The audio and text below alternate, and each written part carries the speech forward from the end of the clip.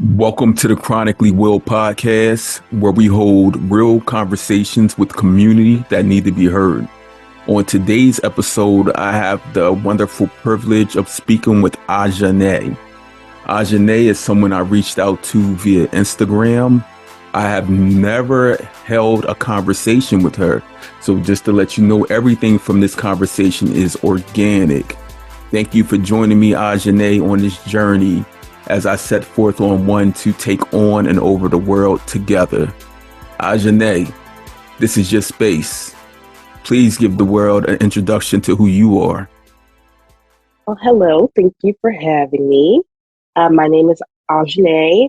I am a type 1 diabetic. I've been diabetic since, I think, 2019. So it's been about, I lied. It's been about 8 years since I was diagnosed. I am a mom of an adorable 1.5-year-old son. And you can follow me on social media at @IamAajahne_. So yeah. Oh, and I'm also getting married in a couple weeks. In a couple weeks? Yeah, next month. Actually, the end of April 24th. So look, I know Mark can't hear me in the background, but Mark, we got to work on Aajahne and these dates, man. I know. Because, I mean, I don't know if you were diagnosed in 2019, 2016. If we're getting married in a couple weeks. No. It's 2016. It was 2016 because it's been 8 years. Yeah, I was diagnosed when I was 20. And then I just turned 28. So yeah. You are I think you're the fourth person in the last 2 weeks, maybe 2.5 weeks that I've spoken to that was diagnosed at age 20. And really? You know what's so great about that? What's that? I was diagnosed at age 20. Really? Yep. That's so crazy because I feel like a lot of people that I met were diagnosed a lot earlier. Typically.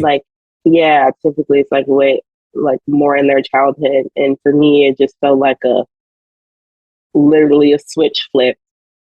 Yeah, more so, everybody who I speak to in this space are people of color. But I think I may have had two that were diagnosed at age 8 and 6. One that was, I think, 12 or 13. But the majority have been 16 to 23. Yeah. I don't know what it is that's causing the later onset. Yeah, the later onset diabetes. Yeah. I did meet one person though who got diagnosed when she was 40. Mm-hmm. And that was new for me. I was like, what? Literally in this space, I've met people that were diagnosed at 40, 50. The oldest I think was 70s. So, wow. I mean, we know technically within your first few years of life, the auto antibodies that are type 1 will show up. Mm-hmm. So but it's no telling when you're actually going to get your diagnosis. Yeah. That's the secret to diabetes. It pops up when it pops up. Mm-hmm. Mm-hmm. And there's nothing you can do about it. It's just it's here now and you got to live with it for the rest of your life. Yeah. So Aajahne, you gave me a quick summary of who you are, but typically I don't even research the guests. This morning it popped up on my calendar who I was speaking with, and I said, Aajahne, I said, I've seen her before, but you're going to be like, oh, you see me via my social media account or whatever. I said, yeah, but that's not who I really remember. The Aajahne I remember, I don't even know how long ago it is because I've been on Instagram since the start. But I remember, do you know what I'm going to say? No, I don't. I'm waiting patiently in anticipation. I remember Aajahne as a singer. Oh my gosh. That took me back. I remember someone with short hair, I had short hair. I red, did. Wow. red, gold. I remember. Yeah, it was like blonde. Wow, we've been following each other that long? I don't know. That's a long time. That's a long time. My hair hasn't been short and blonde I don't know since. if it's that or just the name, and because I've worked in like music, entertainment, like things like that for a while. Mm. Yeah.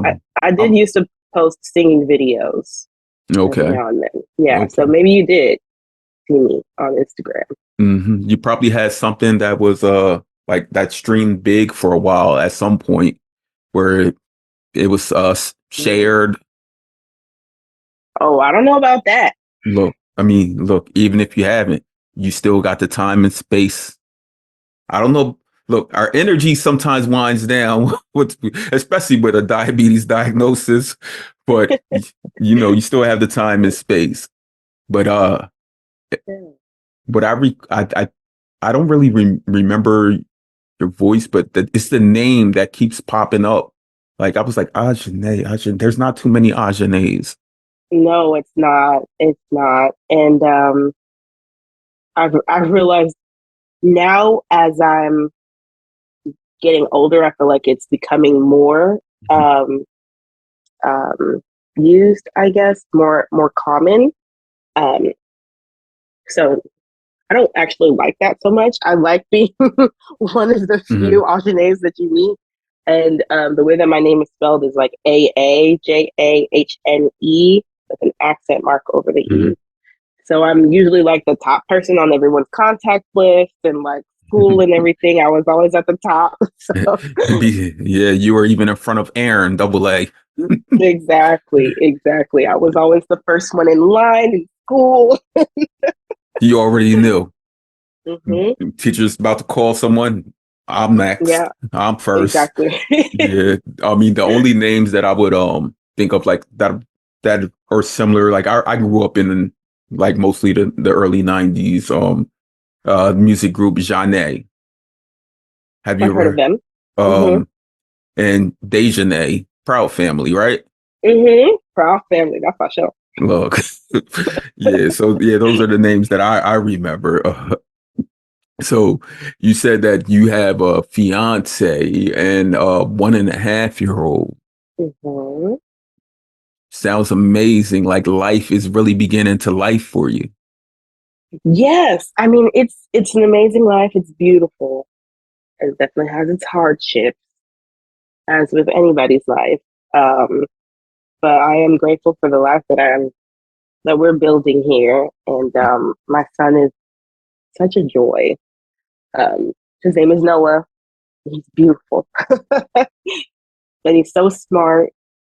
Like he knows his ABCs. He knows he can count up to 10 already. Um, we have a chalkboard, and he'll use the chalk and like draw with one hand and then erase with the rag with the other. Like he's amazing. He is amazing. I'm going to Yeah. let you know that. Look, you didn't even have to tell me about him, but I know he's growing up with my children, and I know that they're equally going to take over the world and produce things that the world has not yet seen before. Um, Hmm. whether that's in the art realm, science realm, engineering, technology, just life in general. They're bringing something to the table that the world's never seen, and Right. the ease of access and contributing to society, they have it at their hands. Yeah, for sure. For sure. They can I feel like they can do a lot more than we could have Mhm. with our generation. Right. Like I feel as though like even like in school, like the math that we learned, I tell people this a lot, and I told my wife this recently. Like I feel as though now knowing diabetes math, I could have Hmm. probably skipped a whole lot of things in school. Like and also Right? Because we over here doing calculus. exactly like linear equations. Come on now. Graphing, like that's Hmm. variables. like Right? I'm gonna like solve for X. yeah, it's light work. Like You want me to make? You really want me to make an educated guess, a hypothesis on? Come on, man! I do that all day. Every day, multiple times a day. Right, right, right. So, like, if we were diagnosed when we were younger, I mean, we may have just like breezed through school. I mean, school wasn't difficult for me, but I mean, like, if you would have Yeah. just known things like that, it would be nothing. Because I recorded with someone who was diagnosed at 6, I think yesterday. No, she was 9 yesterday. And she was talking about how she was like a mathematician all through school. And I'm like, yep, Because you uh, have to be. yeah. It's Yeah. look, 9 years old with diabetes in school. She was And like, that's like my worst fear, like, um, for if Noah were mhm, to be diagnosed with it. I know it's not always like um, passed down in that way, but it's definitely a fear of mine that he could be diagnosed with it, and then I'll have to like learn for his body mhm. as well. You know? Yeah, I mean, that's a real fear. That's your child, your amazing child. So any ailment that reaches or hits your child, you take on as your own. Yeah, So I'm literally sick now because of him. look, Him in that's daycare. that's how it always starts. My daughter, my children are older. My daughter's 13 and in 7th grade, and she's always the first one to get sick. Mm. Always. The other day, she was sniffling. I told my wife, like, okay, it's about to happen. We're all going to get sick. But it didn't, Stock up now. look, it hasn't reached us yet. But yeah, I understand that. And during the onset of the pandemic, being in the house with I have 3 children. They're 15, 13, and 10. Being in the house with my kid. Yeah, I'm 41 years old, just let I would not have guessed you. that. Yeah. So yeah, during the pandemic, like being in the house with my children and just looking at them, watching them like do certain things. My youngest one, he was drinking a whole lot of water, using the bathroom nonstop. And I'm like, I start testing him to make sure.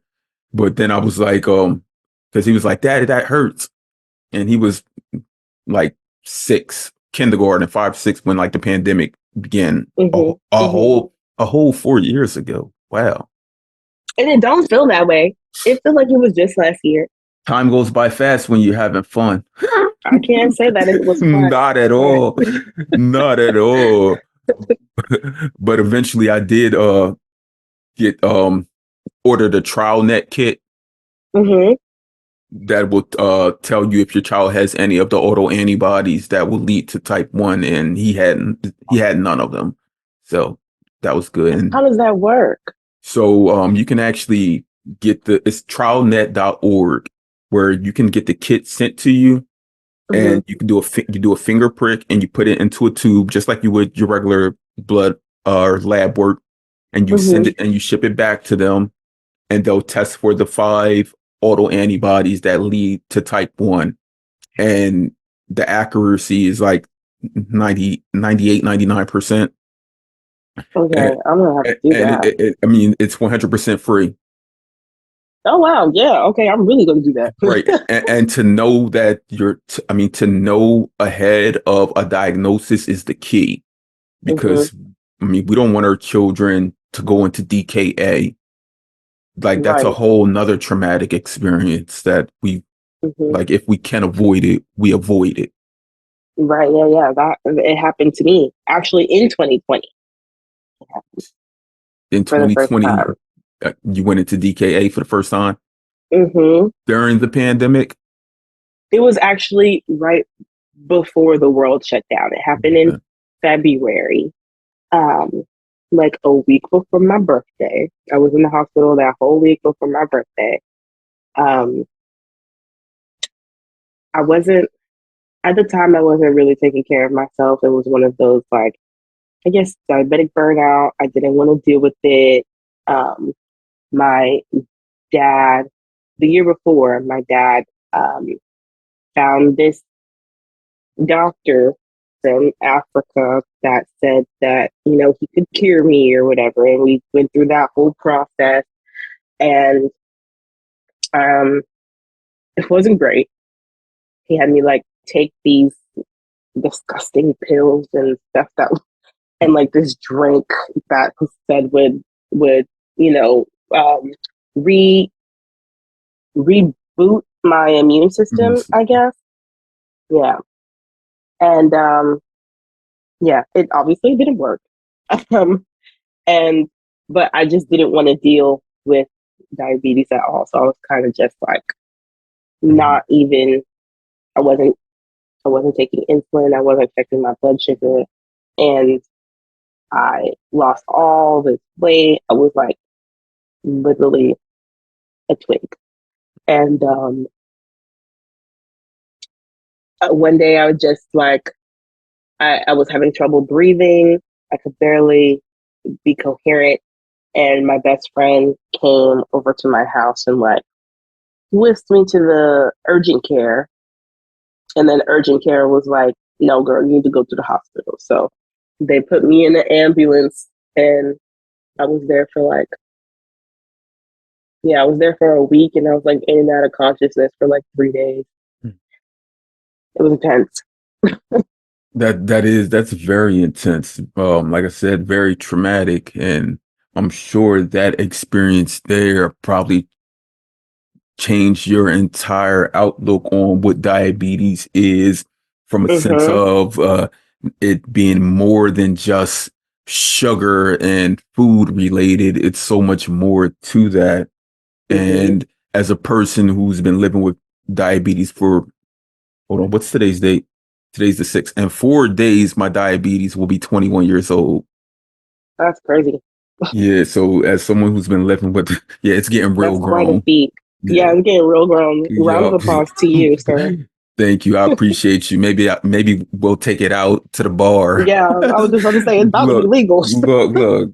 And that's crazy because I remember when my diabetes turned 16, then 18, then 20. Like, wow, like these are real milestones. And Mm-hmm. knowing that I'm still here and I'm still thriving and living well. But Definitely. yeah, as people living with diabetes, that's something that isn't often spoken, is about like different cultural norms and things, such as how you say like your dad found the African doctor who basically, I mean, we all tend to go down that rabbit hole, especially upon a Mm-hmm. diagnosis. Upon a Mm-hmm. diagnosis, we're like, there has to be something else. Like we know that the world doesn't share with us all of the information that exists, Right. due to economy, wealth, health, all of those things, Big especially, I mean, pharma. Yeah. we're people of color. Mm-hmm. We know because we can see it across social media when there's big conferences and stuff happening. Like we never, like it never shows directly to our feed. We never get the invite. Mm-hmm.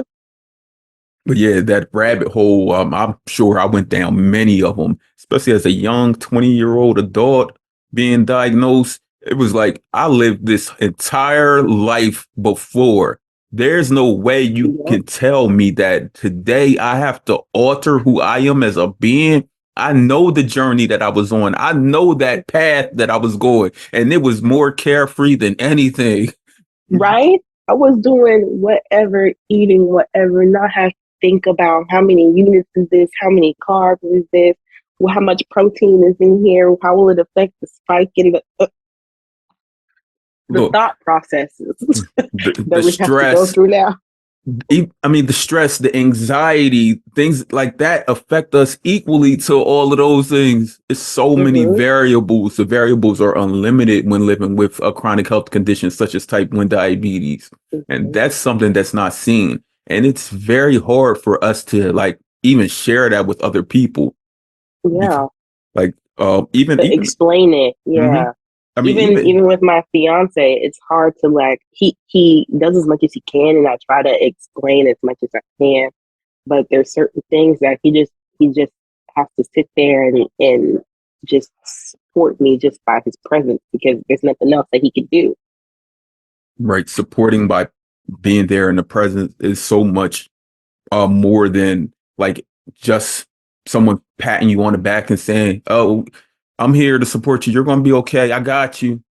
Because Yeah. when people were like have certain illnesses like flu or a virus, I mean, that's Hmm. how you typically are there to support the other person, and that's what we learn. Like, okay, let me go get you whatever's needed to remedy that from the pharmacy. Right. With a chronic health condition, like that's something that can occur. And Hmm. like you just said something that hit hard. When you was like, basically, uh, he's he's not a mind reader because Right. he can't like imagine that. If we were able to have someone who was a mind reader beside us who can just tap in when we tell them to. Only when the Right. alert, Yeah. yeah, when we tell them to, not even when the alerts go off. Nah. Yeah. Only when we tell them to be like, tap in. And they Yeah. can be Like, come like, do the Neo math from for the me. Matrix pops in. And yeah, that would be a great thing. Yeah. So, yeah, we spoke about like some things regarding like your dad finding that African doctor. Um, is your dad African? No. We're from St. Thomas, Virgin Islands. St. Um. Thomas. I Yeah. just That's where I recorded was with born. someone from St. Croix. Oh, cool. Yep. 2 weeks ago. That's awesome. But yeah, so I was born in St. Thomas, and that's actually where I got diagnosed because I was visiting him that summer, and I was so small. He thought I was anorexic, and he was like, "Oh no, I'm taking you to the doctor like Mhm. today." So yeah, that's where he lives, and that's where I was diagnosed. And he's a lawyer, so he's very much into research and stuff. Mhm. So he's ever since I got diagnosed, he's been researching on like what can be done. Is there a way to cure it? Stuff like that. So I guess he found this person and he was like, "Oh, at least give it a shot to see, if it would help." And it didn't. Yeah. I mean, Yeah. he tried. He tried. I He mean, tried. Yeah. He dad tried did out of his love. Yeah. right. Dad did what he knew was best. Right. What he I thought was mean, best. well, And that's we okay. thought. I mean, he led the way in helping try to heal his baby girl. I Hmm. mean, as he probably has throughout the entirety of your life. Yeah. Yes, I mean that's what he's supposed to do. Hopefully today, he knows like I mean, considering there is no available cure today, I mean, maybe he can take that into doing research on the different technologies, the advancements in insulin, faster acting Hmm. insulins, inhalable Hmm. insulins, uh, things that can make the burden that is living with this chronic health condition a lot less. Yeah, yeah, yeah. He's definitely helped me with researching the devices that I've had. I was first when I first got diagnosed, I was only on like pens, with Humalog, and I think it was like Levemir or Bastelgar, one of those. Okay. I've been on actually both of them throughout my Mm. diagnosis. Basilar is Uh, like identical to Lantus. yeah. Oh, yep. Did that too. Same. Yeah. So I did those for the first 4 years. And then it wasn't until after my TKA experience that I was like, okay, girl, you got to get for real. And I got the Dexcom and I had the T Slim X2 first. And I had that for a while. Um, and he helped me do research on like getting the T Slim and what all they offered. And then it wasn't until I think I had my son that I was like, okay, I need to get something else because the tube kept getting caught around his like arm or Hmm. his foot or something. and literally just ripping it out of me. And I'm like, I can't keep doing this. So I switched to the Omnipod 5, and that's what I've been on since then. So So you, in this little time that you've been a diabetic, you've been through like everything that's every available. method. Look, Yep. everything that's available except for Medtronic. Yeah, yeah. And I And thought about it, but everybody was like, stay away yeah, from Medtronic. Don't even do it. right. So, Yeah. Growing up in St. Thomas, I mean, I know it's anywhere in the world I consider beyond the space that you're in is like a culturally different than everywhere else. mhm. Um, how was that growing up in St. Thomas? Did you love it? Did you always know you were going to come to the States? Well, so I was born in St. Thomas, but I actually grew up in like Broward County. Me and my Okay, mom moved to okay, Broward. Yeah, and okay. but I used to go home a Florida. lot because my dad lives there. Yeah, I live in Florida. Sorry, I live in Florida. So grew up in my Fort Lauderdale, Hollywood area. But I definitely went back and forth between Hollywood area and St. Thomas because that's where my dad lives. So it definitely was a culture change, um, to an extent, because we're all black.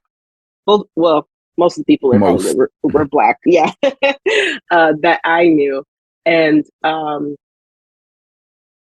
it was really just like that Caribbean shift. But I consider myself um, definitely Caribbean. But I grew up in the States, so I am able to, like, I guess, code switch Mhm. when necessary. I got you. Yeah, I can pull out that Caribbean accent very quick. Um, but yeah, it's definitely different, especially with like the foods, the energy, um, the beaches. Yeah, I refuse to get into Fort Lauderdale Beach because Right. why would I when I can I go to mean, St. Thomas and be in clear water clear where I can water. see my That's what I feet? was thinking. Look, I'm the same way. Like after like traveling to islands and stuff, like no way. That I Not don't doing need. it. Mm-mm. Y'all I need to don't even pure. really like to be on the sand of it. Like Right. I I will if I have to, if there's like an event or somebody's birthday or whatever. Okay, but but it's not something that I yeah. actively be like, oh, let's go to the beach here in Florida. Look, No. I'm the same way, and I mean, I'm equally like on the coast. Like I'm in the Northeast, Delaware, like 25 minutes outside of Philadelphia. So we Oh have wow. like we have the Jersey Shore. We have maybe like 5 or 6 different beaches in Delaware. Then we have Maryland, Hmm. like going all the way down the coast, like Virginia Beach. And I will never ever touch that water ever.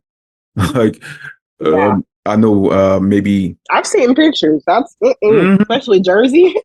No. No, no. I mean, just look at the people on the beach. Like, come on, Yeah. like, Like wow. I mean, yeah. Don't want to I share that remember water with you. maybe, maybe like 10 or so years ago, 10, 12 years ago, my wife and I, we took a trip to the Bahamas and we stayed on a private beach and it was just the most amazing experience. And after that, I said, I'm never touching on like these dirty Yeah. beaches here.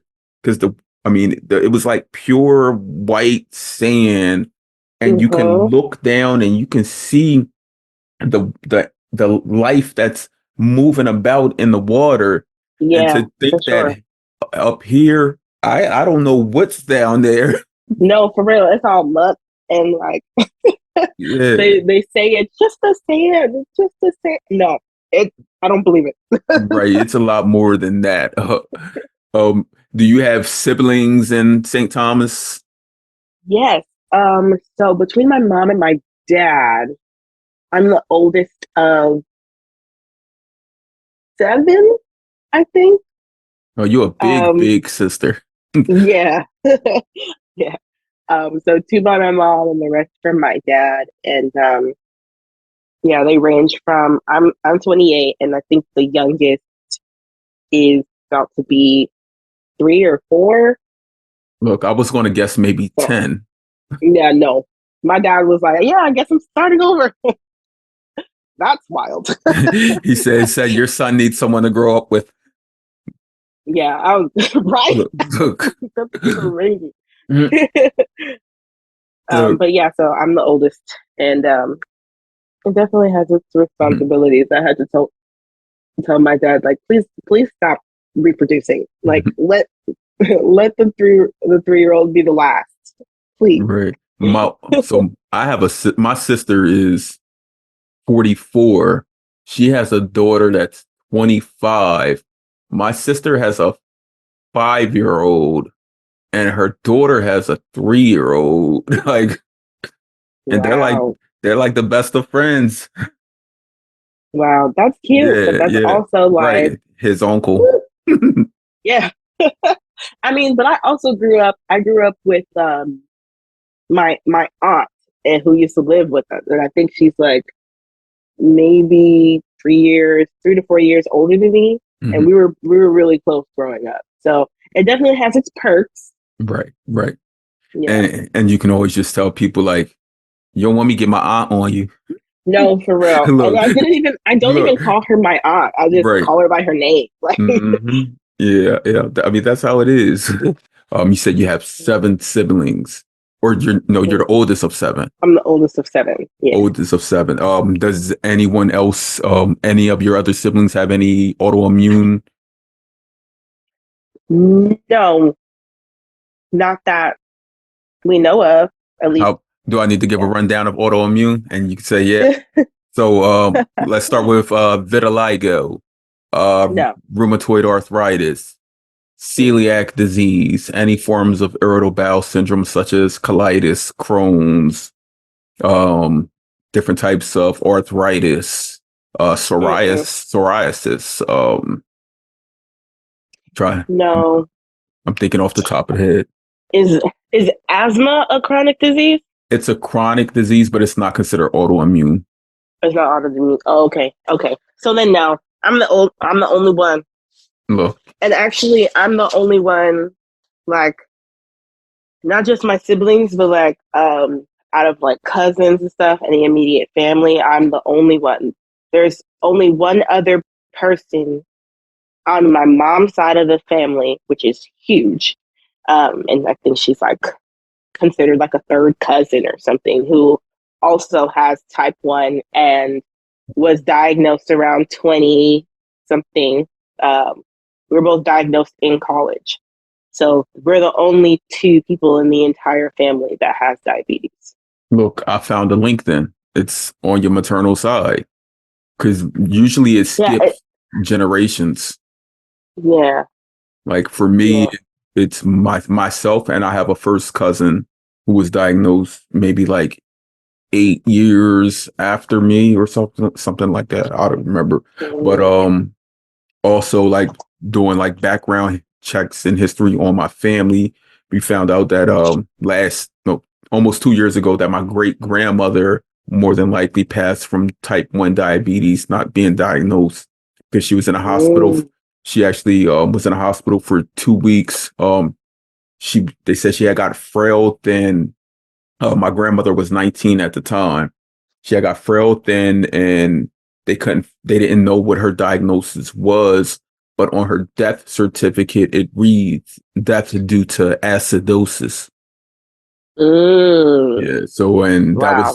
that was during the age and time when, I mean, she lived in a rural area, but it was the age and time when people of color weren't given the opportunity to really just live with the advent of insulin. Mm-hmm. Like during that time, it was decades until people that look like us were able to get insulin, even We're able to children. get that medicine. hmm And so, I did want to ask you, what are some of your passions? I know your baby boy is number one. Yeah, He is my passion, my heart and joy. Um, Passion. Passions, things you love to Cool.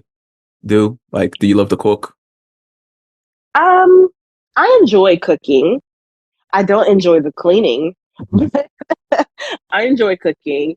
Um, Growing up, I was really into theater. Like, I even studied theater in college.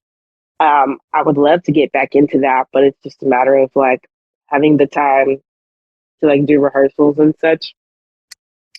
Um, I do but have someone that I recorded with last week, and she's a film producer and director in New York, and she's the artistic director of, I can't remember the organization, but yeah, she's trying to do more like content with people of color in this space in the diabetes online community. And she did say, like, if you know someone who wants to be involved, let me know. So I'm gonna make a well, note. I'm gonna make a note of go that. ahead, slide my name up in there. Right. I also like to crochet. I like to crochet. I'm actually working on a blanket now. It's taking me a minute because time, but yeah, that's mostly it. I like listening to music and reading books when I can. That's good. And That's you about have it. look, you got so many things that are lined up right now that I can see you see the success in you, starting with your dream team that's behind you. You got your fiance, you got your baby boy. You're about to get married. Like literally, like next time we have a conversation, you're gonna be like, look, I know. I'm gonna be I'm like, laying into my ring. where the shades at? I don't have my engagement ring Look, on right look, now, but it's nice. It's nice. He look, did look, good. look, it's amazing. Love is amazing. There's nothing that's greater than love, man. Like love your children, your spouse, like it's second to none. Nothing. Love will For sure. pull you through the darkest and dimmest of times. Love will shine light so that you can hop on a journey and path that you want to be on to create the world that you want for yourself and your family. Hmm. Love is everything. Yeah, for sure. And um we actually met online through Facebook dating, and we officially started dating March 27th of 2020. So right when the world shut down, Y'all started that's when up. we started up, and we were long distance at first. And I was in Broward, and he lived in Orlando area. So we were like driving back and forth, seeing each other since I had nothing else to do. And my job had Right. closed, so Right. Look, first time you saw each other in person, you may have had a mask on. Like, no, look, yeah, for sure. like, Um, yeah, it was crazy, and to think like now our relationship is as old as the pandemic, and is as old as COVID. look, Um, 2020 oh was the yeah, year for you. yeah. 2020 was an intense year. It was an intense year. And then at the end of 2020, I picked up my life and moved in with him in Orlando. So that's where I'm at right now. Look, time goes by fast when you're having fun. Yeah, Right. he's been the fun part for sure. Look, He's been that's the fun good. part. That's good. I'm sure that you motivate each other to be your best. Like Yeah. that's how it's supposed to be. I remember when me and my wife first started dating, I our first real phone conversation, and I told her, I said, I have type 1 diabetes. And she was like, okay. And I said, like, basically, I told her, I said, do you understand what this means? Like, it's a chronic autoimmune condition that's going to be with me forever. And when I told her that, like, she's like, that's okay. Like, that's fine. Like, and that told me, because she wasn't scared at all. Like, and that told me that, okay, I'm going to put more into this person, Mm-hmm. because it's very rare that you find someone who can even like dedicate their free time to being the person that you need them to be, but dedicate Mm-hmm. a great portion, a majority of their time to just wanting to be there with you no matter what the back the back uh the baggage that you bring or the background that you Mhm. bring, it means so Mhm. much more. So yeah, And so just having someone to even like take the time to try to learn it too. mhm, Like I got him a book about diabetes and he was just like, okay. And he read the whole thing and it really made me feel like, oh wow, you actually like care. Like you really want to mhm, know how to help me with this if need be. So yeah, it definitely was one of the deciding factors. And I mhm. was like, you know what, I could with Mhm. you. Right, right. Look, yesterday I recorded with a lady in UK and she was telling me how her fiance, how he started off doing like all these spreadsheets. She was like, she had to tell him for a while, like, back off with the spreadsheets. But he was like, he could tell when like by her glucose numbers, her blood sugar, like when she was going to have like certain attitudes and different things. Like he could just look at that sheet and be like, I got it. That's So he, funny. yeah, she's like he prepared himself for her. And I said Hmm. that's amazing that he That's actually did amazing. that. Like that he took the Yeah. time out to learn you. She was like, he knows more about diabetes than I do. Yeah. Yeah. I think now, because he has access to my Dexcom Mhm. readings, and I feel like before he used to be like, anytime he heard the thing, he'd be like, "Oh, Janae, you all right? What's going on? You're okay?" But now he still does it, but not as much because Mhm. we live together now. He sees me, he knows that I can like handle it or whatever. And also, when you just hear the beeping so much, you just kind of like tune it out. So in the middle of the night, sometimes he used to just wake up when he heard it and like go get me something. But now I have to be like, Mark, help. Right. Look. Yeah, because like I know, like upon my diagnosis, like I grew up in the, I mean, in my early stages in diagnosis, there was this technology wasn't readily available. But knowing, like, early on, 8 years ago, it wasn't readily available to everyone, and Hmm. now today it is. We know that the technology, although it can be like, at sometimes annoying, like diabetes, get out my face. No, Get for out my real. face. Like, but at the same time, like it makes the ease of our life and the management. It makes it so much Yeah, easier to manage yeah. because, like, yeah, your fiance is able to know, like, okay, even if I don't wake her or alert her that it's going off, like, I can pay attention to it to make sure things Hmm. are okay. And then if Yeah. something does occur, which we hope never does, even along this lifetime of living with diabetes, he will be able to like address it or acknowledge like this is what occurred. Hmm. This is why that happened.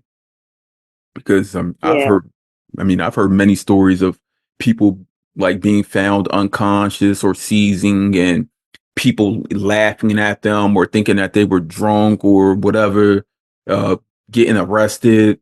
And just to know that technology and there's someone who knows that what your numbers are at all times, they can easily address that. Like, yo, let me get her a juice box. Right. Yeah. Yeah. I keep fruit snacks by my bed just in Right. case. Mhm. Right. So I do want to talk about something. There was one thing that you had in your notes that I really wanted to talk about. Um, Okay. but before I get there, it's something else I had did jot down about your DKA. Um, you going in DKA in was that February 2020? Hmm. Um, After that episode, was it like you were learning diabetes again? Like, was it like Yeah. restarting? Yeah, for sure. And it was more like when I was first diagnosed, I don't feel like I did as much um learning or put forth that much effort to learn about diabetes. It wasn't until after that DKA when I was like, oh shoot, I actually almost died, where like I literally bought books and like diabetes for dummies and like um the book for Like think like forgot a what pancreas. Think Like a Pancreas, the insulin pump therapy one.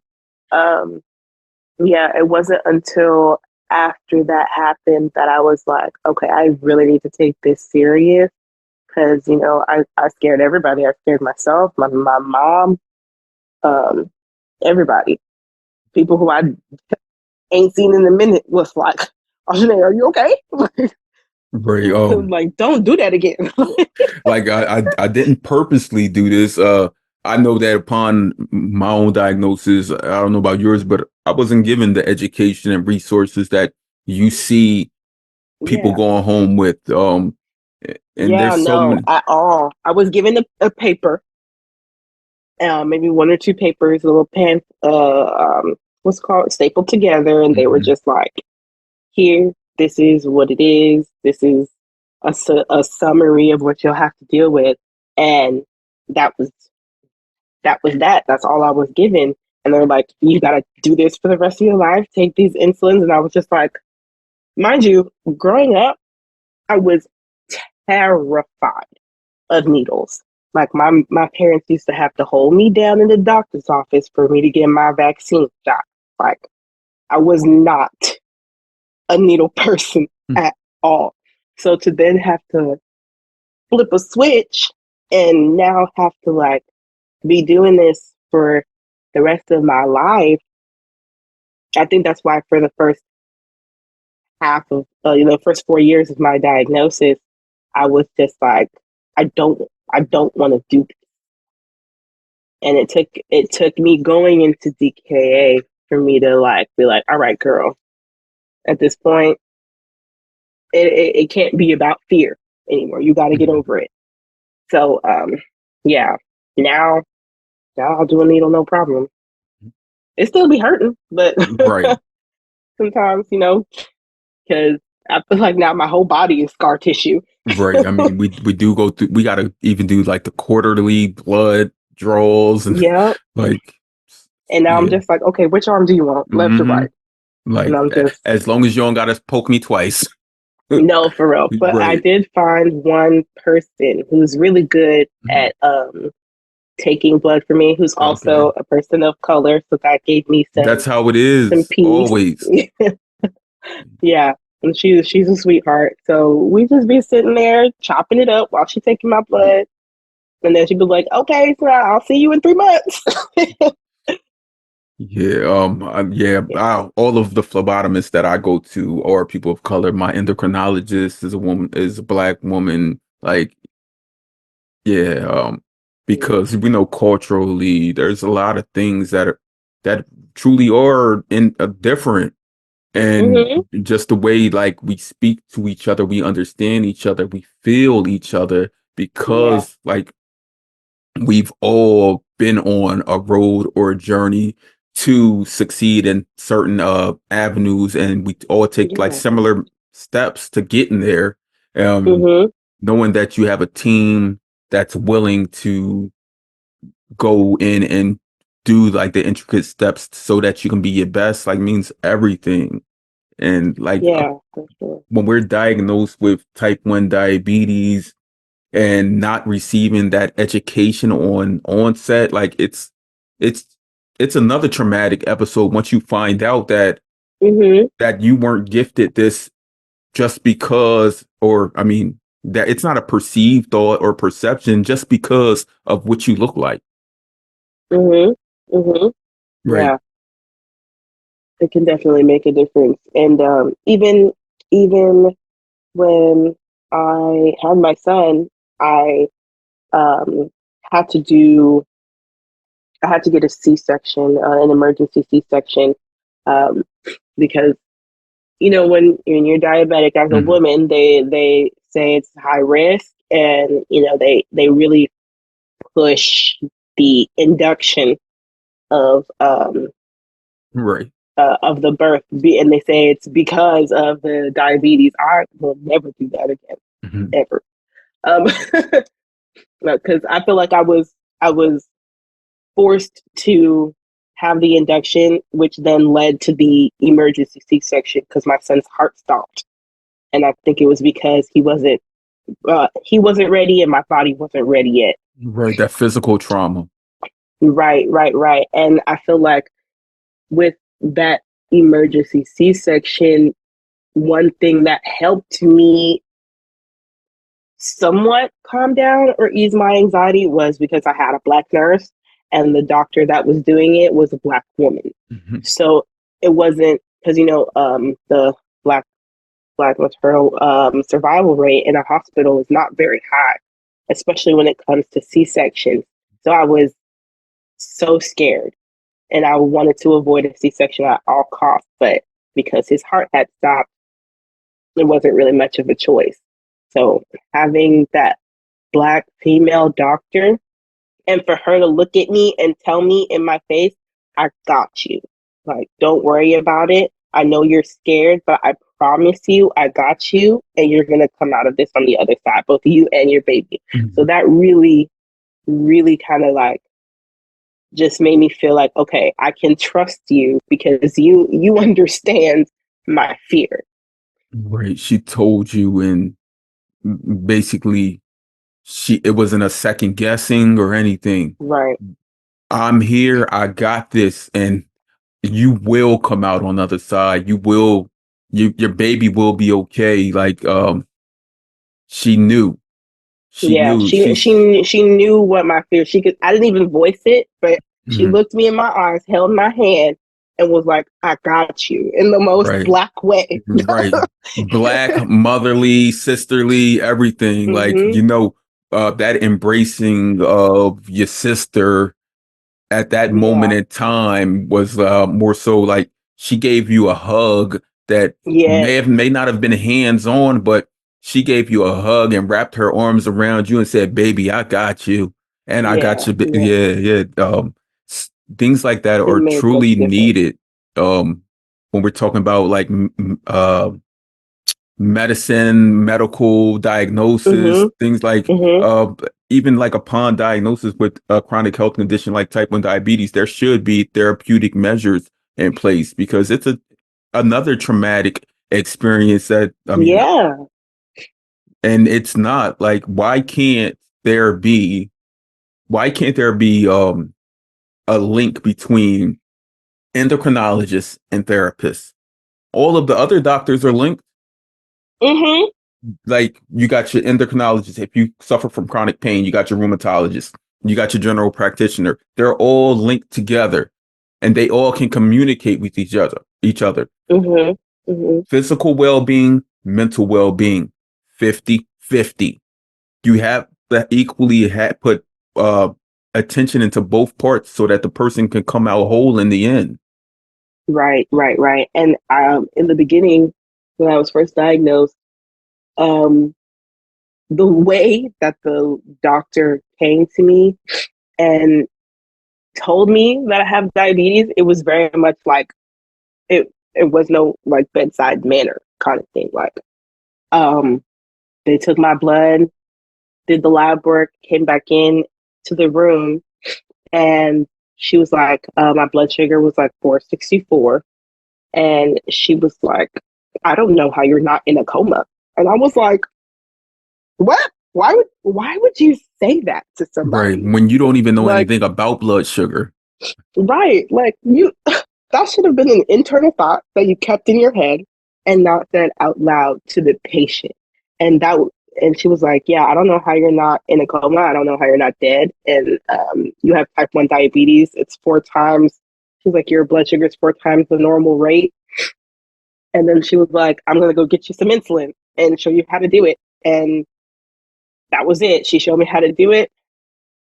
Like, "Do you have any questions?" And I was like, "Yeah."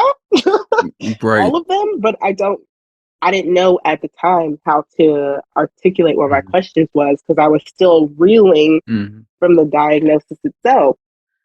And yeah, it was not a great day. Not a great day at all.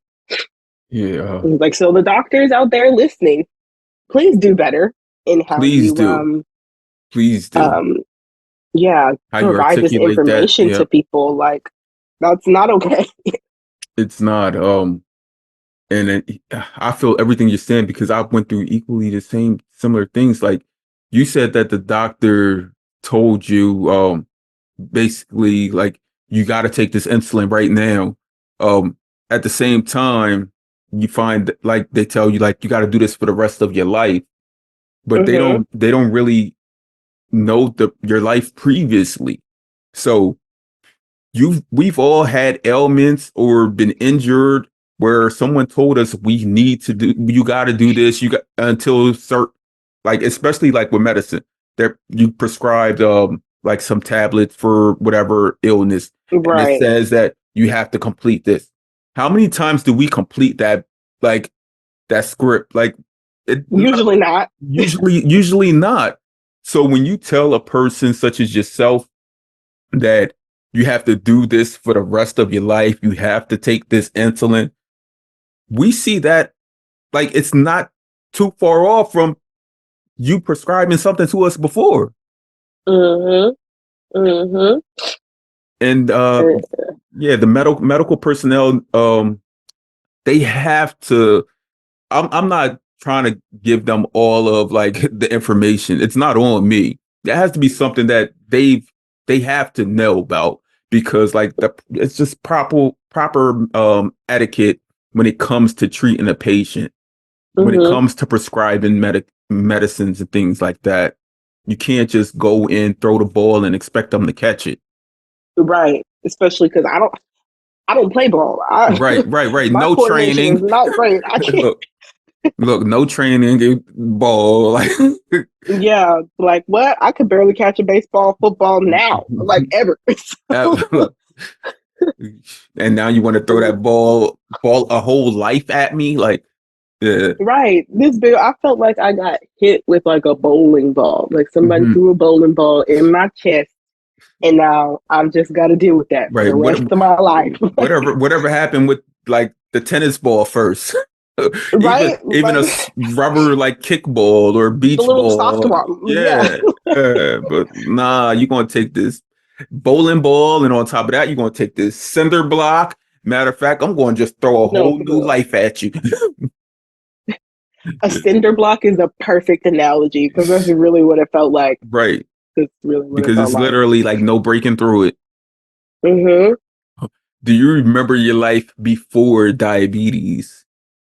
Oh yeah, I do. I do.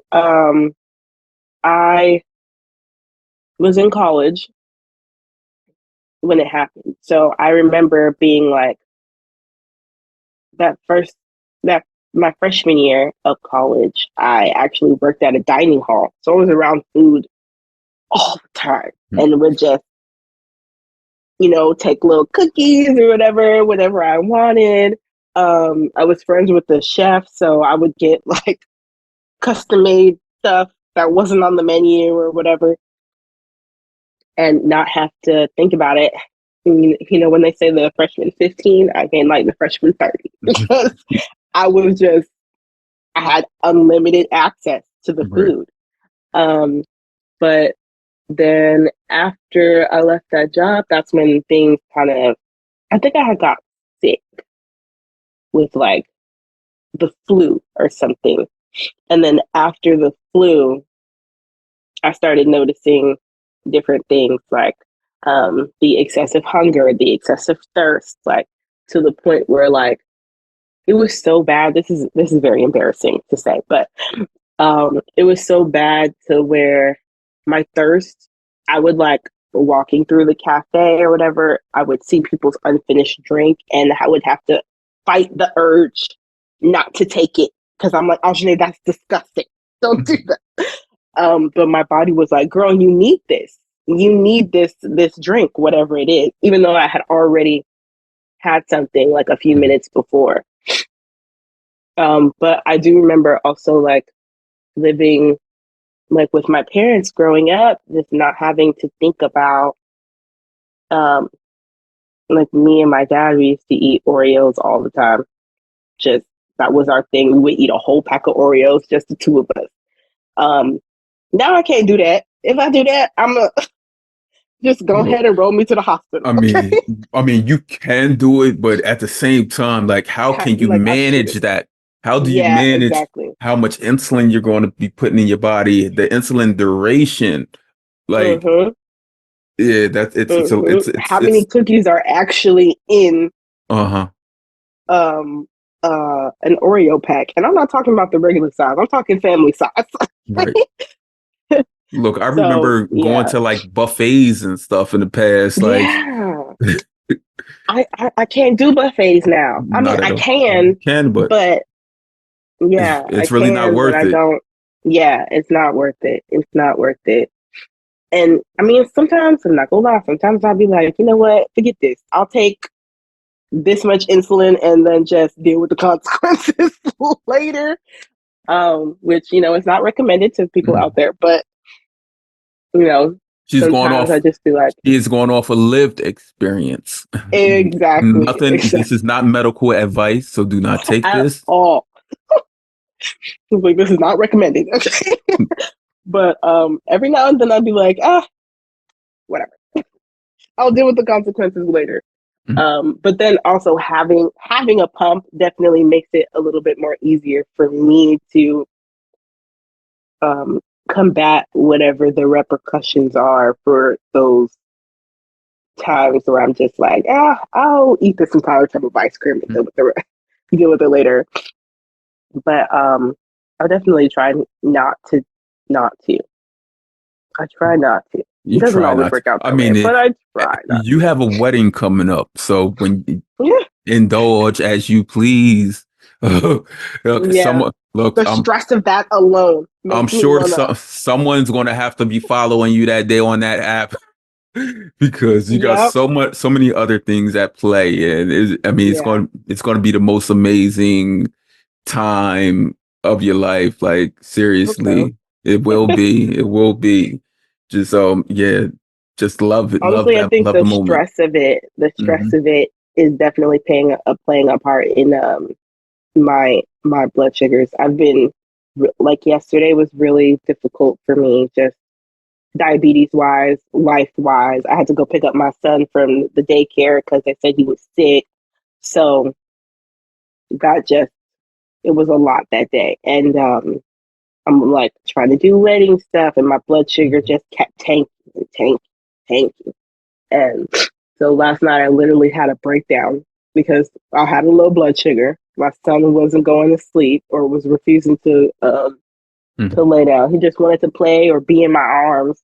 And I was also trying to cook. It was just like a lot going on, and the stress for me, at least lately, has just been making my blood sugar dip, and it's like very hard for me to um, keep it level lately. Like I'm drinking juice, take it. I almost had to take a glucagon shot um, yesterday. I used the Gvoke pen. Do you Hmm. use that one? So I actually have the Boximi, the nasal. You probably never seen Oh, it. It's an actual mm-mm. nasal spray powder that you just. Oh, I've heard of it. I've heard of Mhm. it, but I've never used it. Yeah, I'm How do guessing you how do you feel it's. about it? I haven't used it. I have a bunch of them around the house, but I've never had to use it. But I'm guessing it's like what is it, Narcan? I'm guessing it's Yeah, like that. similar Yeah, delivery. Yeah. right, right. But yeah, Well, I'm glad you never had to use it. I mean, I probably should have used it many times, but I feel that. mentally, I mentally, feel that. I'm good. I'm good until, I mean, over the years, I've had so many different episodes, up until probably 2019, where I done had seizures, been found Oh wow. unconscious. I bit off half my tongue one time. Like, Oh my gosh. Did it grow back? How does that work? look, it didn't grow back. It's like a big Oh, chunk out the side. I had to get this numbing gel and spray. But I mean, I don't notice the difference, but you can see the difference. Mm, But wow. yeah, Thankfully, I've never had to like. Thankfully, I've never had like a seizure or anything from it. Um, I have passed out before, but I don't. At least not that I remember having a seizure. So I think I've only had to use a oh, but hypopen. I've been giving glucagon before. I haven't given it to Mm, myself, but I've been giving it maybe like at least 4 times. mm. Yeah, I try to not use it if I can like get to some juice or some honey or whatever is around Did you or say eat juice or something. henny? What did Honey, honey, honey. Look, I'm like, that's a different one. Juice or henny? Yeah, Like, honey. wow. Got you. That's funny if it was honey though. They say brown um, get you down. well, Hennessy causes pregnancy, and I'm not trying to do that Yeah, look. for a minute. Yeah, so some advice I would give you on your wedding day, because I mean I experienced that. We have been married, it'll be 11 years in September, but just make sure you have someone that you can dedicate to managing your blood sugars, Yeah, and they check in with you periodically, like if I'm over this number. It doesn't have to be directly at that alert, but they can like pay attention to you, so yeah, that yeah. you can be fully into um the The, ceremony, the right. reception, all of those things, and just be attentive. And like the memories, you just want those. You don't want all the memories just to be on videos or in photos. You want the actual memories of that lived experience of being there. Yeah, for sure, for sure. My maid of honor already has been like, you need to give me access to your Dexcom. Um, and she's like, and I'm gonna have she said she's gonna have a dress with pockets so she can keep my pump for me. Um, but yeah, she's on it. She's like, let me know. She's like, doesn't alcohol drop your blood sugars? Like, what do I need to do for that? She's been asking me all the questions. I really appreciate her Right. for sure. As long as she stays away from the henny. Yeah, yeah, because everybody can't be drunk. Right, right. Somebody got to It's pay attention. look, she got to have fun though. She has to have fun. It's a moment. It's once in a lifetime experience that you get to Yeah. engage in and engage with the people that you love most. So yeah, I remember my wedding day like it was yesterday. Oh, still, that's adorable. Seriously, like I remember all of it. I remember like the ceremony tearing up, and yeah, it was amazing. I I hope Mark stays up. That's like my Look, goal. look, even before the ceremony, we had a meeting with the groomsmen and our pastor, and my dad was like just talking to me, and I just like broke down, and my Oh, best friends like tapped me on the back. Like there's a video of it, and it was put in our wedding film. oh, And yeah, like yeah, I remember it. Yep. Now let's move forward so I don't start tearing up. okay. Let's talk about diabetes, that evil thing. So you're diagnosed at 20 years old. Mhm, So you had 20 years of life before then. So mhm. that transition from being this, I mean, free spirited, open minded, do whatever I want to do whenever I want to do it. Diabetes came through and said, "Stop." Yep. Or at least I tried to I It say tried said, to, "Look, but I didn't look, listen for the first 4 years. exactly." And look, it said, "Stop." It's like reprimanding a toddler. Yeah. You Or have a one remember, and a half year old. yeah, you know that you I don't know if you're a Kevin Hart fan, but there was one special when he was like talking about raising his daughter and he's like, no, I- don't do that. Don't touch that. That yeah, Look, that's me now. look, and that was diabetes. Yep, and that was diabetes and I was the toddler like Still reaching for the cookie. Look, that's how it is. Like it people like people have to consider like we're really living our lives even beyond diabetes. So we can't let Hmm. diabetes stop us from putting our feet forward, putting on our big boy, big girl jeans and buckling up and doing what we got to do to take care of life first. Like Hmm. I always say that a lot of people say diabetes comes first in everything they do, but diabetes is just a part of my life. It isn't all of my life. It doesn't run who I am as an individual because Yeah, yeah. no two people living with diabetes are the same. So Right. because we know who we are before we got here, right? Hmm. I mean, Yeah. I mean, to an extent, though, I feel like it has changed me, though. Yeah, it has changed me. Um, I feel a little bit more responsible than I was. Um, I feel like I'm more cognizant of my health in general, not just with diabetes, but with everything else. Definitely go to the doctor more, not just my endocrinologist, but primary care and the gynecologist and everything.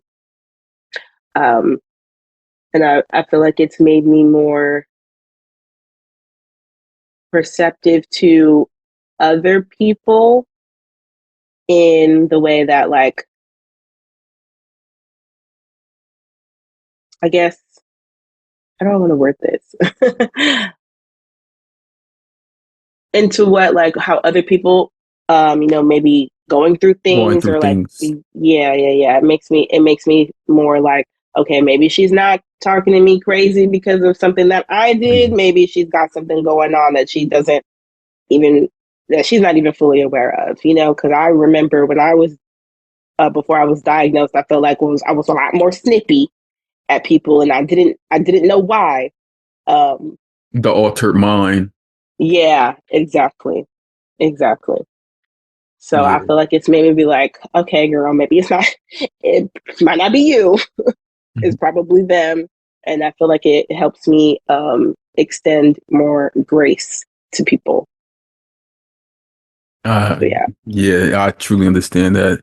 Um, the snippiness of diabetes is a thing yeah, that like it's real. And looking at other people out there in the world that may be going through any of the different variables that exist within life, us now living with a chronic health condition, we're able to fully like em- empathize with hmm, things that are occurring in the world in general and with individuals in general, because we know that everything that's thrown at you can change who you are as a being, really, hmm, both mentally and physically. And that's something that diabetes has done, because there's no yeah, way that we could go an entire day without taking our insulin and be okay. There's no hmm, way that we can even take a bunch of insulin and eat a whole bunch of snacks and be okay. It affects yeah. us It's definitely mentally. gonna bite you in the butt later, Right, for right. sure. Mentally and physically, it's going to bite us. Like, and it's going to bite hard. Like that shark attack is Yeah. like the shark is like drifting through the clearest water in St. Thomas, just waiting for that sweet body to. Yup. Yup, I smell the sugar on her. Like, For real. My blood sugar's dropping right now. Let me get some juice. look, handle your business. Look, I haven't. Oh wow. If I have never ever spoken of my glucose numbers on here, but I just have to show this right now. Let's see. Can you see? No, I can't My see because virtual of my background phone. is my. Yeah. Hold on. My virtual background is messing. There we go. Oh, you have a Do you unicorn. see that line too? I do. Yeah, it's gorgeous. Like Wow. that's crazy. Look, I'm going to give that to you. You put me at ease today during this conversation. Like, Well, yeah. you're welcome. Thank you. Thank you. I mean, there's so many things that are misunderstood about even living with diabetes, and people don't Hmm. understand like everything truly does affect us. Like everything. Like Hmm. just stress in general, temper Environment, temperature, environment, just just like being sick. things that happen in the world, Mm-hmm. emotions, like it's so many different variables to just living Yeah. with diabetes. It's not just a sugar thing like people Mm-hmm. hear. That's the And then big. having a cold, even with women, having your menstrual Yup, cycle, that yup. really messes it up. The hormonal and fluctuations that are like with women, man. I tell every like woman that's living with diabetes, living with any chronic health condition, like you are truly like a warrior through it all.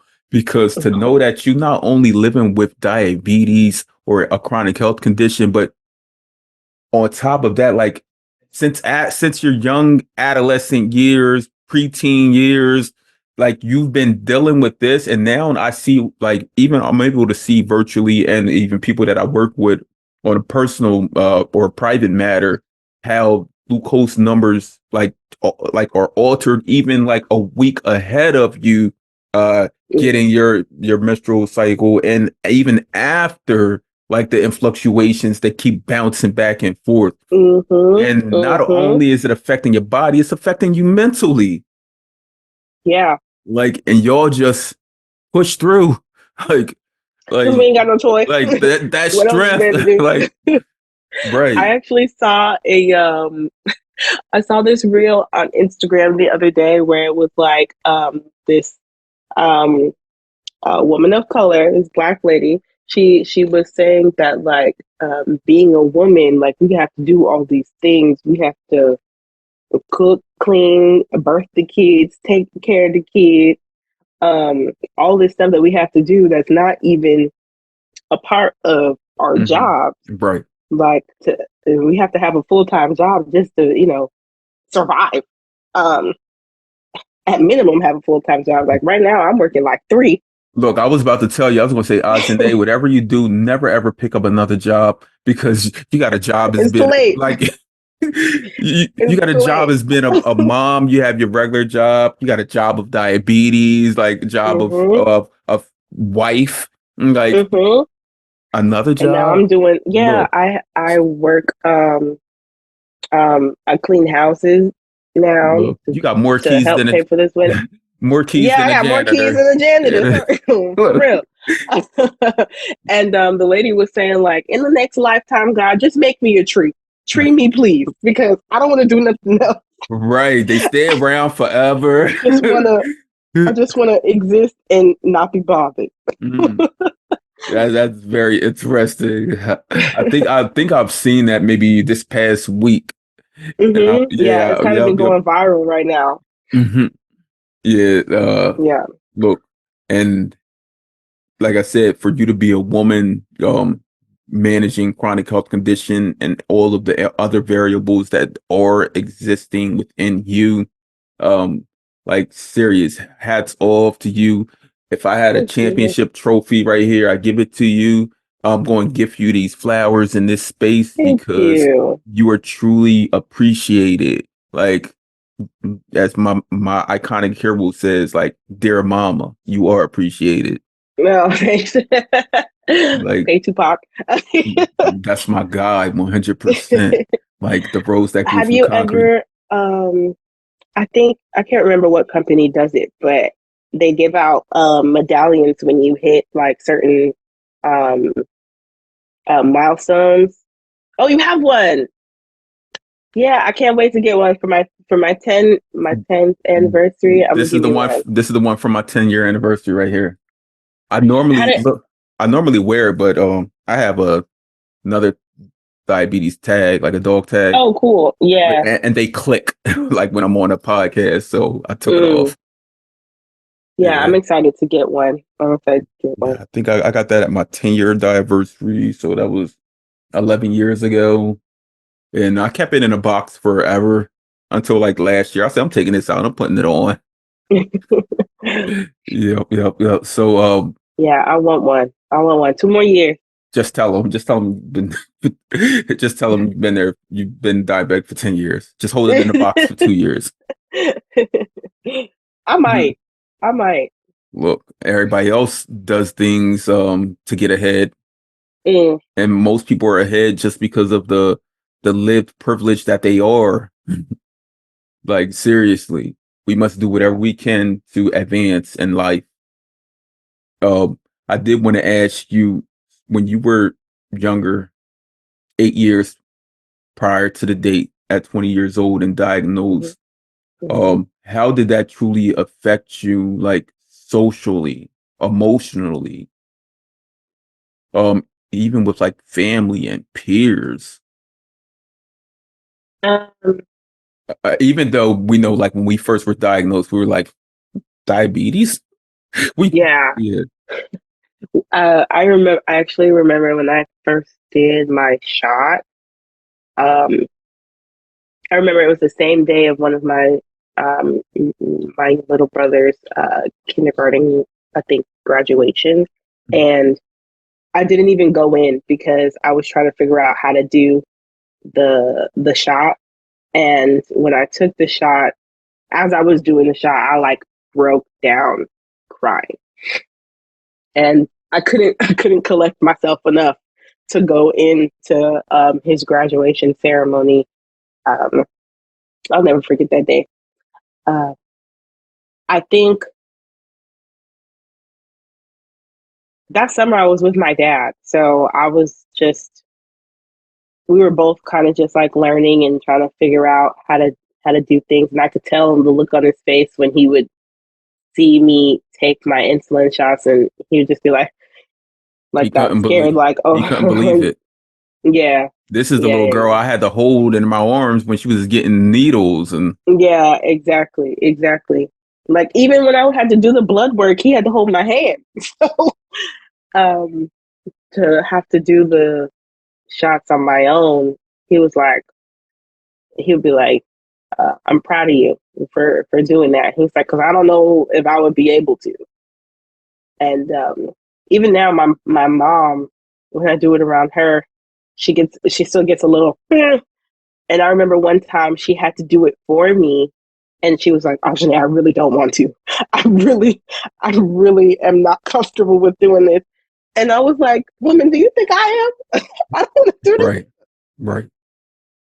But when I went back to school after that summer, it definitely was a shift. I had to tell my roommates about it so that they would be aware if God forbid something would happen. And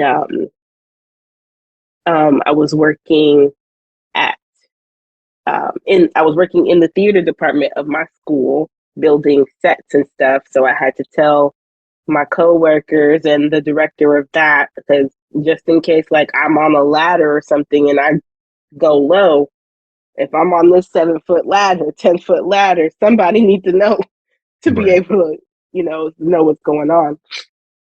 So that definitely, I didn't want to have those conversations with people, and it was weird because especially since the first, Right. They knew you I think, before. like, yeah, they knew me before, so to now have to come back after a summer and tell them I have this life changing diagnosis, and they had all these questions, and I'm like, honey, I don't know what to tell you. I'm learning myself.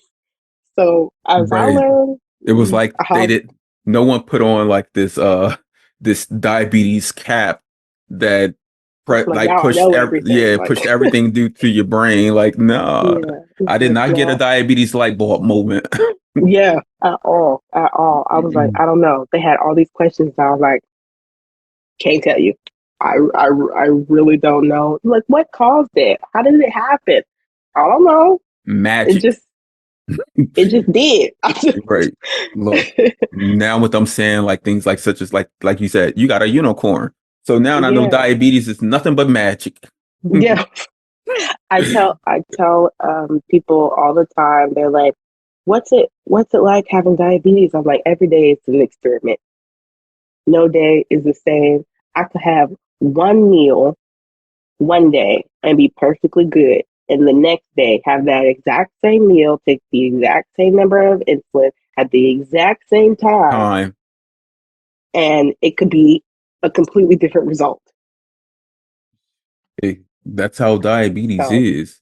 mm-hmm, And a lot of people, they don't even like say, because you said you basically restarted diabetes 4 years ago, halfway mm-hmm, yeah, through, halfway yeah, through your current journey of living mhm, with diabetes. And now you have like a lot of the information you didn't have before. So that right, too affects people, um, like people that you're around, even socially. They're like, mm-hmm, now she's doing like they don't even like because they saw you before with diabetes and didn't even notice a difference, or change in you maybe. right, exactly. But now today they see you as the person who puts their health at the forefront because we know we have to, Right. and you're being unapologetically yourself in all spaces while living with diabetes now. So to them, Mhm. it's a as much as the diagnosis is a shock to us, like that's a It is shock to to them. them. It's a yeah, yeah, yeah. Because there was one of my best friends from college. Um, we actually went on this study abroad theater trip, and it was before I had that diagnosis. So I'm doing everything with them. Going around Europe, just we eating all kind of stuff, chocolate, like just living our lives, and then to come back and have that diagnosis, and even still, I wasn't like you said, the first 4 years, I wasn't like really into taking care of my diabetes in that way. So when I went into DKA, he came and visited me at the hospital, and he was like, "Okay, Aajahne, we got to do something. This we're not doing this again." And I was like, "You're right, we're not." So it was um, it was definitely like a paradigm shift for him, for me, trying to like, okay, so what do we do now? Like, the what does your life or our lives look like moving forward? He's like, how can I help you as your friend to help you deal with this um, Right, diagnosis? right. Yeah, with this To change. ease the burden of diabetes. Yeah, exactly, exactly. Right. I mean, but once you got rid of the diabetic fears, you had Yeah. this, like, and it did take a big thing to shake that up.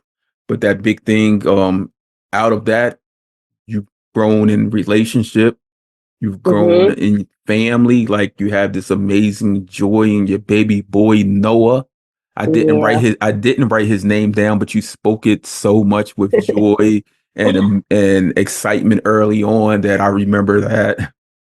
Um, so Yeah. as we do wrap up, I do want to ask you something, something that I ask everyone, if today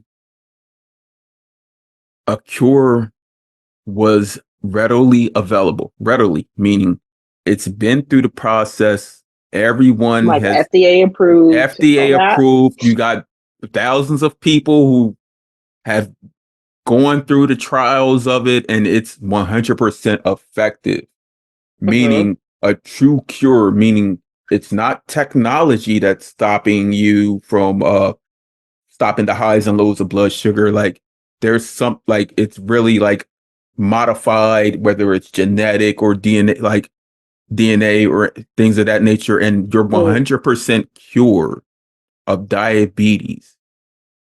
Like even if it's like the magic man came through and was like, bam, diabetes is gone. Diabetes is gone. On that day, the cure is here. What do you do, Ajane? Like, would I do it? No, not would Hmm. you do it. Not would you do it because you're cured. You're cured. Oh, What would you do? what would I do? Oh man, I'm going to a buffet. First Well, thing I'm doing, I'm going to a buffet. I don't know what kind. Maybe one of those like I love a good Asian spot. So I'll probably go to one of the Asian buffets and just fill my belly. ball out. I'm balling out. And I'm going out for ice cream. I'm going to Cold Stone and I'm getting me 3 scoops, Right, some nice marble slab. right? Big old with the waffle cone. Mm-hmm. That's what I'm doing. That's what I'm gonna do. I'm gonna take note of that. Oh, and and if I can, because back home in St. Thomas, where something that I like to enjoy is um some tarts.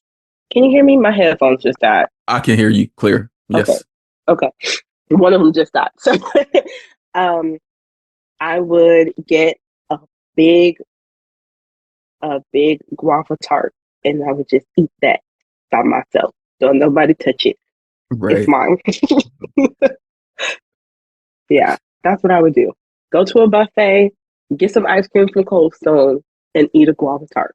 That's what I would do. Look and just smile the whole time. And I would be so sick from everything that I'm eating, but I wouldn't care. Look, look, you And I got would me go into thinking. a nice food coma and Hmm. not have to think about Right. the The whole after effects. sleep journey. Like, I can just go to sleep after eating. Like, who does that? Right. like, like you see people doing that. Like, what? How do you go to sleep after eating? You know how people be like, that itis kicked in. Uh-huh. Uh-huh. Look, give me the itis. Yep. Happily. Happily. Right. Aajahne, I truly enjoyed having you on this journey that is, letting everybody know your truths in this diabetic community, having real conversation with the community that need to be heard. Before we let out, is there anything that we missed or anything you want to say to the community? Like anything? Um hmm. Oh, I did forget to tell you. You asked me what my passions was. I can't believe I forgot to say this. I'm actually a licensed esthetician and licensed electrologist and laser hair removal technician. Oh, So big I business. love, yeah, yeah. I like to do that. Right now I work from home, so not in that field, but I do want to get back into it. Um, which, you know, a lot of with what I do with those licenses, um, a lot of or something that has to be considered is a person's medical history, and diabetes can be a, a contraindication of a lot of um, um, things that can be done, like whether or not you can have laser hair removal, or Mhm. like you'll have to like get an approval from your doctor to make sure that you're okay to have this procedure. Um, so I would love for that to be more, or for diabetes to be more well known, or for there to be more education in the field Mhm. of aesthetics and in skincare and um, hair removal, because from the classes that I've taken, it's just like a little chapter or a paragraph or something about diabetes, and there's not a lot of education towards it, even though, for diabetics, we have to take care of our skin. Um, Otherwise, a lot of things can happen if you don't properly take care of your skin as a diabetic, especially your feet. Right. And yeah, not a lot of people in the field, I feel No. like, know exactly, or if they do know, if because I've gone to people and been like, "Hey, I have diabetes," and they will immediately be like, "I'm not touching you. I'm not touching you without clearance from a doctor." So I would really love for there to be more education in that field, for what diabetes is and how to handle a person with diabetes, and not just be like, "I'm like, hands off, I'm not dealing with you," because then that feels, I understand as a practitioner the urge to protect yourself, um, but it can also feel discriminatory to that person with diabetes. So like, dang, I can't have this procedure now because of a condition that I can't get rid of. Like, dang, it's messed up. So yeah. Yes. Thank you for that. Because I did not know a lot of that information that you just gave off. So if anyone out there is helps with creating the I guess like the manuals and booklets that are shared with these professionals, Yeah. please reach out to the diabetes community as well, endocrinologists and diabetes educators and specialists, so that we Yeah. can get that proper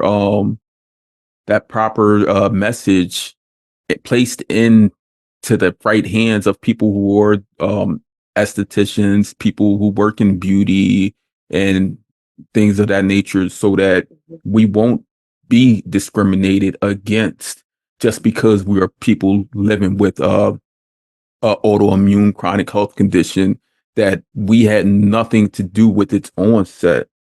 And Yeah. Aajahne, when you are where you want to be in that space, please let me know, because I have a community of people living with diabetes and other chronic health conditions that truly need someone like you that they can go to and will benefit not only from the care services, but from the conversation that you're able to gift. Thank you.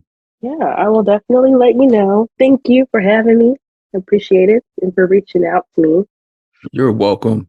So Look, it was a needed conversation. yeah, for sure. I enjoyed this. It If was you want to it's do it again, let me know. Look, I got you, because and also I made a note that there's a person in the diabetic online community that runs a mothers group. It's a Oh, good friend of mine. So mothers like yourself, like women who have type 1 diabetes that are raising children. mm-hmm, So mm-hmm. I'm going to make sure that I share you with her so she can invite you Great. into that group. Thank you. I appreciate that. Yep. Thank you. I appreciate you. I do have to go. I have a 1:30 recording. Okay. Uh, all right. Thank you. All Anytime you need me in this space or outside of this space, if you ever need any resources, guidance, education, just let me know, because that's what I do. right. Okay. Well, thank you so much. Have a great day. You as well. Bye bye.